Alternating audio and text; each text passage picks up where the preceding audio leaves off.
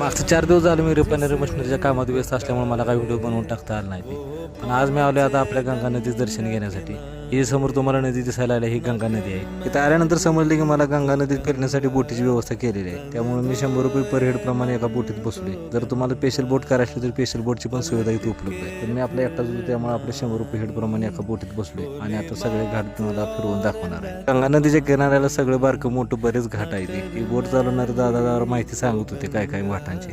आता इथं बघा आपल्या राजा हरिश्चंद्र घाट आहे, त्याची जरा माहिती सांगायला लागले. बोलो राजा हरिश्चंद्र महाराज की अब चलेगा उस पार नहाने के बाद मणिकर्णिका घाट घुमाएगा बताएगा आपका घाट के बारे में. आता आम्हाला बोटीतून दुसऱ्या किनाऱ्यावर आणले. इथं आल्यावर कोण कोण आंघोळ करायला लागले आणि ही 100 रुपये हेड प्रमाणे जरी बोट असली तरी कमीत कमी अर्धा पाऊण तास फिरवतात. आता इथं आंघोळ करण्यासाठी पण आम्हाला 15-20 मिनिटं थांबवणार आहेत. आंघोळ झाल्यानंतर आमचा परत बोटीचा प्रवास सुरू झाला आहे आणि आता आम्हाला मणिकर्णिका घाट दाखवण्यासाठी आणले.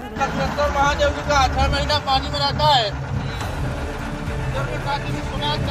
मंदिर वाला गेट मोदी बनवाए, हाथ जोड़ कर नमस्कार करिए.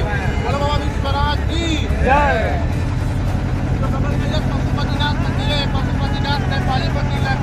मागाच्या बोटवाल्या भैयानं सांगितलं होतं काशी विश्वनाथ कॉरिडॉर मंदिरचे गेट ते समोर दिसायला लागले, ते हेच गेट आहे बघा, आपल्या नरेंद्र मोदी साहेबांनी बनवलेलं आहे. जवळजवळ पाऊण तास झाल्यानंतर आपला बोटीचा प्रवास संपला. त्याबरोबर आजचा व्हिडिओ पण इथं थांबवता. उद्या भेटू डायरेक्ट आपल्या गंगा नदीची आरती करताना. धन्यवाद.